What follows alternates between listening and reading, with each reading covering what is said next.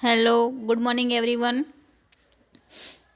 આજે આપણે let's read મોર જે ચોપડીમાં બધા જ યુનિટ પૂરા થાય એના પછી આપેલું છે. તો એમાં યુનિટ 1 છે, ડોન્ટ બી સ્ટુપિડ, એટલે કે મૂર્ખ ન બનો. આપણી જીવનમાં ગમે તે સમયે ગમે તેવી પરિસ્થિતિ આવે તો આપણે મૂર્ખ ન બનવું જોઈએ એમ કહેવામાં આવ્યું છે. આમાં 3 માછલીઓની સરસ મજાની વાર્તા છે, તો એ આપણે જોઈએ.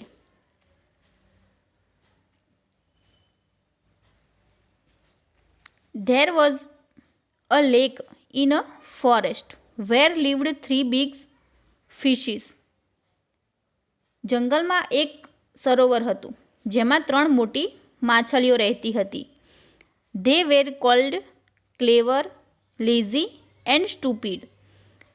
તેમના નામ હતા ક્લેવર, લેઝી અને સ્ટુપિડ. એમના નામમાં જ એમનું નામ છે એ પ્રમાણે જ એમનામાં ગુણો પણ હતા. ક્લેવર એટલે કે હોશિયાર, લેઝી એટલે આળસુ અને સ્ટુપિડ એટલે મૂર્ખ. 3 માછલીઓ હતી, એમાંથી એમના ગુણ પ્રમાણે એમના નામ આપેલા છે. એટલે કે ક્લેવર જે ખૂબ જ હોશિયાર માછલી હતી, એક હતી લેઝી કે જે ખૂબ જ આળસુ હતી, અને 3જા નંબરની હતી સ્ટુપિડ એટલે કે વગર વિચારે ને વગર જેમ થતું હોય એમ જિંદગીમાં થઈ રાખી એવા પ્રકારની હતી એ માછલી. They were friends. તેઓ બહેનપણીઓ હતી. One day, Clever heard some people talking by the side of, એટલે કે next to the lake.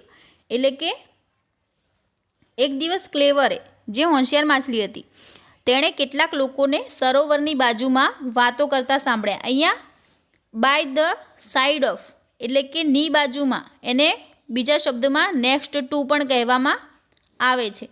એટલા માટે અહીંયા કૌંસમાં આપેલું છે કે સરોવરની બાજુમાં વાતો કરતા એને સાંભળ્યા. ધે વેર સેઇંગ, તેઓ કહેતા હતા, this lake is full of good fish. We shall come tomorrow with a big net and catch all the fish.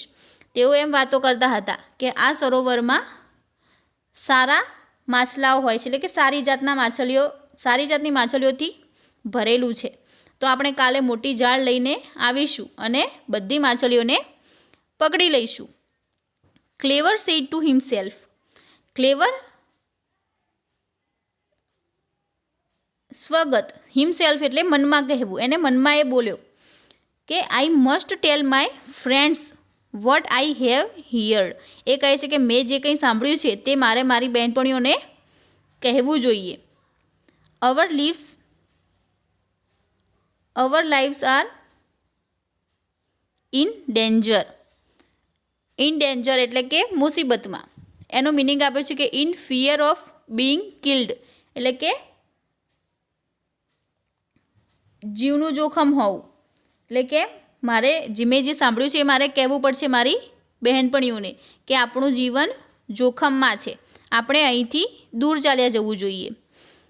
Will Clever tell this to his friends. શું ક્લેવર આ વાત એની બહેનપણીઓને કહેશે? તમારે gas કરવાનું છે, વિચારવાનું છે.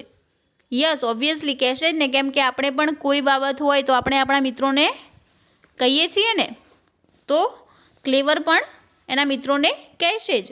આપણે આગળ જોઈએ. So clever went to lazy and stupid and told them. Clever હતી એ લેઝી અને સ્ટુપિડ પાસે ગઈ અને કહ્યું, my dear friends, we have to leave this lake. કે આપણે આ તળાવ એટલે કે સરોવર છોડી જવું પડશે. There are some bad men who are planning to catch us. કે કેટલાક દુષ્ટ માણસો આપણને પકડી લેવાની યોજના કરી છે. We have to go away quickly. કે આપણે અહીંયાથી ઝડપથી ચાલ્યા જવું જોઈએ. Now do you think Clever's friends will leave the place? તમને શું લાગે છે કે ક્લેવરની બહેનપણીઓ આ સ્થળ છોડી જશે? તમે વિચારી શકો છો કે તમે શું એ બંને ક્લેવરના કહેવાથી લેઝી અને સ્ટુપિડ પણ એની સાથે ચાલ્યા જશે? હા અથવા ના પણ. તો આપણે આગળ જોઈએ. But Lazy said, I have lived here for long and don't want to leave this place. એને શું કહ્યું લેઝીએ? કે હું તો અહીં ઘણા સમયથી રહું છું અને આ સ્થળ છોડી જવા માગતી નથી. આપણને ગમે તે આપણે રહેતા હોય તો આપણને જલ્દીથી કોઈ પણ વસ્તુ આપણને છોડવી ગમતી નથી. એટલે લેઝી ના પાડે છે કે હું આ જગ્યા ઘણા વર્ષથી રહું છું એટલે હું છોડીશ નહીં. Don't worry, I will be safe here. એ શું કહે છે કે કોઈ ચિંતા નહીં, કે હું અહીંયા સુરક્ષિત છું. એન્ડ સ્ટુપિડ સેડ, અને સ્ટુપિડ હતું એ શું કહે છે કે big men always make big plans but what they say they never do. They talk and talk of this and that, but what they say they never do. Stupid શું કહે છે કે મોટા માણસો કરે છે મોટી મોટી યોજનાઓ, પણ કહે છે તે કદી કરતા નથી. તેઓ આ અને તેની વાતો જ કર્યા કરે છે, પણ જે કહે છે એ ક્યારેય કરતા નથી. કે જે મોટા માણસો હોય છે એ કેવા હોય છે કે માત્ર મોટી મોટી વાતો જ કરે છે, પણ કે જે કહ્યું હોય એ તો ક્યારેય કરતા જ નથી. When Clever heard his friends talk in this way, he became very sad. ક્લેવરે જ્યારે તેની બહેનપણીઓને આ રીતે વાત કરતા સાંભળી ત્યારે તેને બહુ દુઃખ થયું, એ દુઃખી થઈ ગઈ.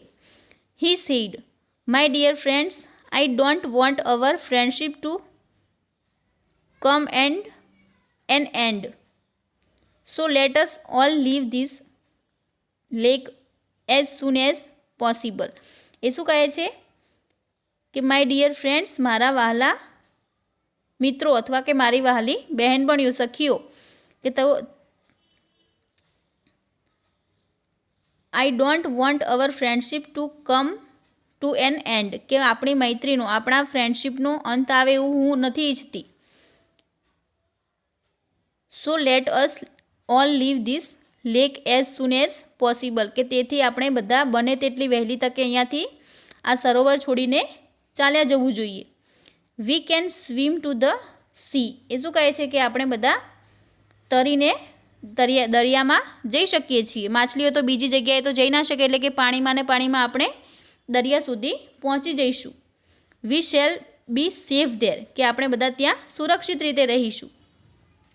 But lazy and stupid did not want to leave the lake. પરંતુ લેઝી અને સ્ટુપિડને સરોવર છોડી જવાની તૈયારી ન હતી, તેમને નહોતું જવું. So clever and lazy good bye to them and swam away. તેથી ક્લેવરે તેમને આવજો કહી અને તરતી તરતી ત્યાંથી ચાલી ગઈ. નેક્સ્ટ મોર્નિંગ, ક્લેવર હતી એ તો સ્ટુપિડ અને લેઝીને ત્યાં મૂકી અને એ તો જતી રહી. હવે બીજો દિવસ થયો.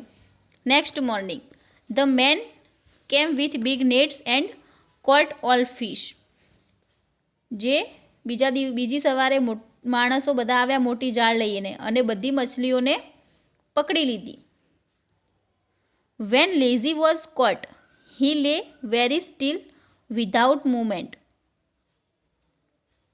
એટલે કે લેઝી જ્યારે પકડાઈ ત્યારે એકદમ સ્ટીલ, વેરી સ્ટીલ એટલે એકદમ સ્થિર પડી રહી. વિધાઉટ મૂવમેન્ટ એટલે કે સહેજ પણ હલ્યા વગર એકદમ સ્થિર રીતે પડી રહી. After all he was lazy but not stupid. છેવટે તો શું થયું? તે શું હતી? આળસુ હતી, પરંતુ એ મૂર્ખ ન હતી. He did not move at all. એ જરાય હલી નહીં, આમ મરેલી હોય એવી રીતે જ પડી રહી, સહેજ પણ હલ્યા વગર.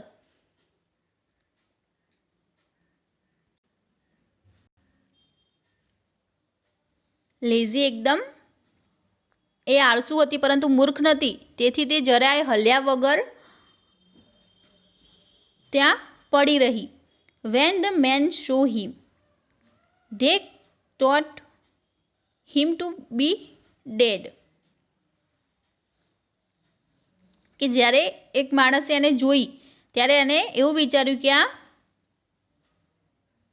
એને એવું લાગ્યું કે આ મરી ગઈ હોય એવું લાગ્યું. So they took him out of the net, removed from એટલે કે ત્યાંથી લઈ લીધી. ટુક હિમ આઉટ ઓફ એટલે કે તેમાંથી લઈ લેવું, એટલે એને એમાંથી જાળીમાંથી એને લઈ લીધી.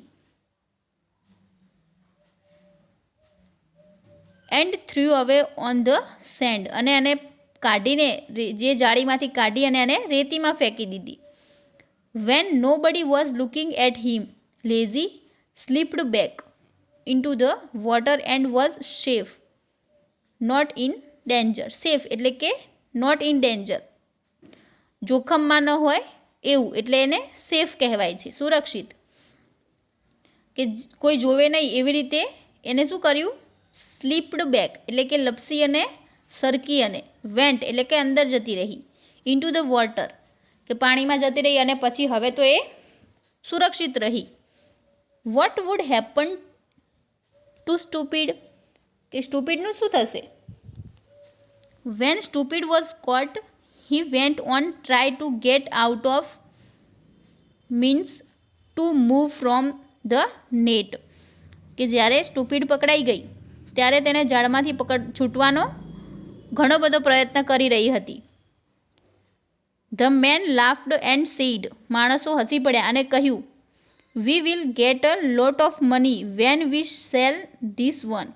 એ શું કહે છે માણસો, કે આપણે આને વેચીશું ત્યારે આપણને ખૂબ પૈસા મળશે. That is the way stupid lost his life. અને આવી રીતે સ્ટુપિડે એની જિંદગી ગુમાવી દીધી. માટે જ કહ્યું છે કે ડોન્ટ બી અ સ્ટુપિડ.